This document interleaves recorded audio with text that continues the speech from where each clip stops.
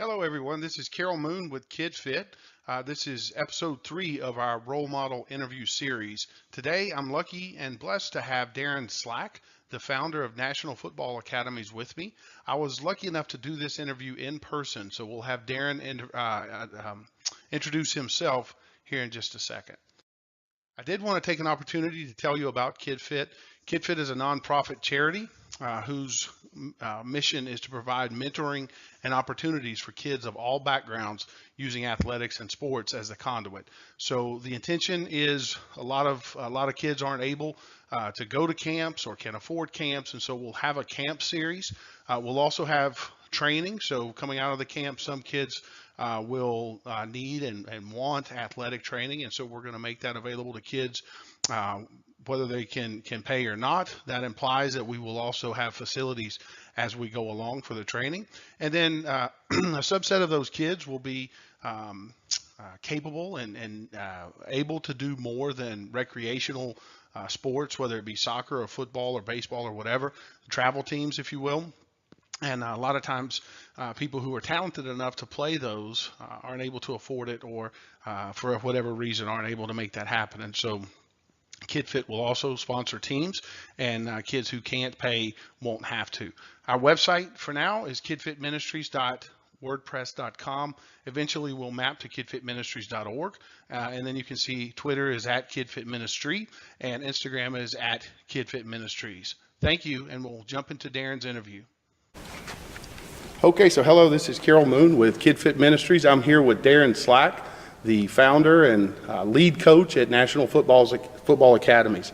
Thank you for taking the time to do this, Coach Slack. No problem. What I want to start with is just understanding more about you and letting the folks who are watching know more about you. Can you tell me a little bit about your playing career? Sure. I started in youth football like many other people. I played high school football in Orlando, Florida. And then I went on to college football at the University of Central Florida. It was a Division II school at the time. They've gone on to be national champions this year, but Yes, debatable national champions. But very proud of my alma mater, but I played there when they were just getting to develop as a program. That's great. And how about coaching? You've been doing that a long time and have trained thousands of kids, right? Yeah, I've been doing quarterback training. Right when I got done playing, I decided a great way to help and give back when I was working for the Fellowship of Christian Athletes was to start a program that would serve local coaches with their quarterbacks. I saw a real need for coaches to work with their kids so they didn't get them beat. So I went ahead and started working with them to try to help in any way I could to give them, a leg up or whatever. And it turned into something much bigger than I ever thought it would. Been doing it 30 years now, and I was a head coach and athletic director and did all that as well. So That's awesome. And you've got 5 kids, right? yeah, I do. And they've all been athletes and are now coaching and giving back in ministry and mission fields and that sort of thing, right? Yeah, it's been amazing. A couple of my boys, one just got back from Central Asia doing missions work. The other one is working with me in the organization.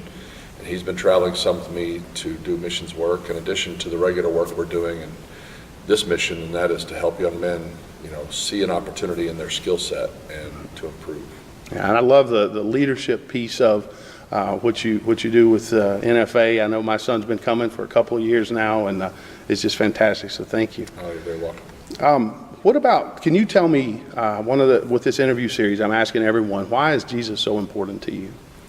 Well, I was going through high school. I didn't know the Lord. I kind of grew up in a religious home, but I didn't have much of a relationship with God. I kind of thought you had to have a 4.0 to go to heaven.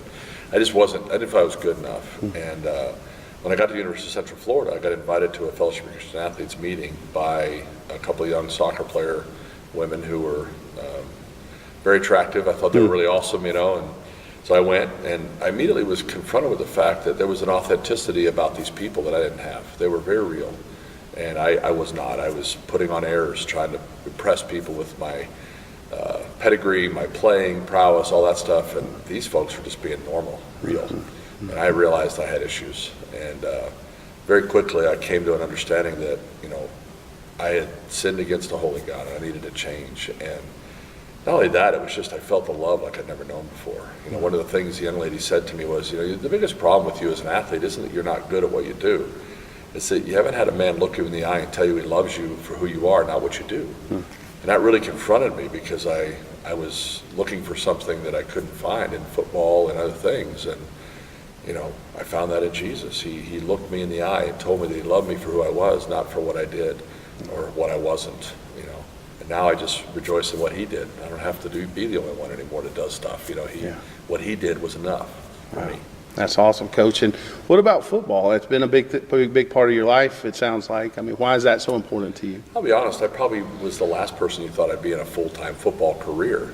I had other aspirations coming out of college. I had things I wanted to do, but I just had a knack for being able to get things across to young men and being able to make an impact. And what a privilege it's been for 30 years to not only help young men get better, but to help other men, provide them an opportunity. So through our certification program and things like that, we've been bringing other men along, coaches who participate with us, and we've got a couple of hundred that have been through our certification program, and about 50 or 60 that work camps with us around the country and around the world.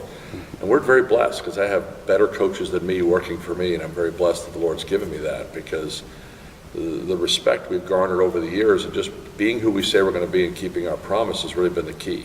It's not been about always being the best and always having the better idea. It's just that we do what we do very well, and we try to help people get better. And it's just not only been the kids, but it's also been coaches we've been able to help. So what a privilege that's been for me to have better men than me surround me and have better men than me help me figure out how to get not only players better, but coaches as well. And parents too. I can tell you for myself, sitting in the sessions and the way you guys are open and just it's fantastic. I leave here ready to go conquer the world. So it's parents too, whether you realize it or not. Well, that's awesome. Yeah. What about like the combination of Jesus and football? You talk about how this is a ministry for you and that kind of thing. Can you tell me about the importance of that combination of football and Jesus?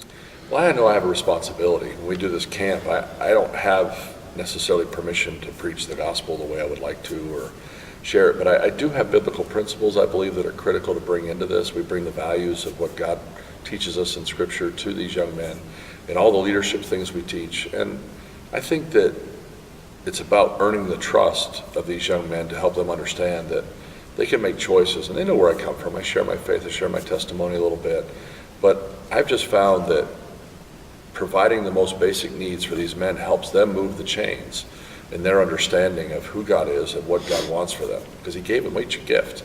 They have a talent that they're to use, and they're to use it for his glory. But I can't walk in and just say that. I have to develop a trust through the capacity to actually get them better, the capacity to say things that matter to them, to get our staff to do that. And then we earn the right over time through that trust to say things that are more personal, more meaningful, more lasting. And I think that's where we've worked on, is not just to come in and use football as an excuse, but really to develop credibility in the game that allows us the freedom to share things that others may not get away with, not from the standpoint of trying to manipulate people, but really challenging young men to look at their lives and the values that they're holding on to. And not only them, but the parents and coaches as well. And at the end of the day, football is going to end. It ends. It has a shelf life, if you will.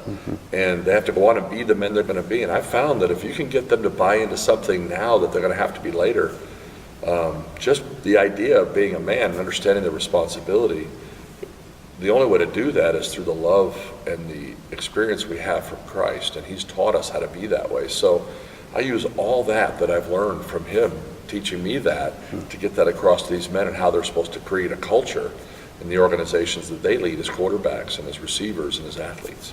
That's awesome, Coach. And you as a player were All-American and have been to the top of the stack. You've raised a son who was an awesome college quarterback and now an awesome coach, and you've put tons of kids into Division I programs through this. So a lot of parents, I'm sure, and kids are watching this, is you're the goal, or your story is the goal that they'd love to achieve. What message do you have for the kids that are watching this and their parents? Well, for the young men, I would say the biggest challenge before you isn't whether you achieve all the goals you set. It's keeping your promise. It's integrity. I think for young men today to earn the respect that they desperately want, it's really going to be about being who they say they're going to be. I've challenged young men with that all the time, that many young men want something without ever having earned it. And we kind of live in a culture where entitlement is a challenge for kids. And so I challenge young men to say, hey, if you want to earn the respect you so desperately want, Just do what you say you're going to do. If you're going to be somewhere, be on time. Be the kind of person you say you're going to be. And that's hard to do. I don't care who you are. That's hard to do. For the adults, I feel their pain. This is such a hard process to get their son to not only mature in today's culture, but to do it in the context of a violent football game that's very difficult, to understand the nuance of recruiting, to understand the nuance of the parent-child relationship in the midst of a sport.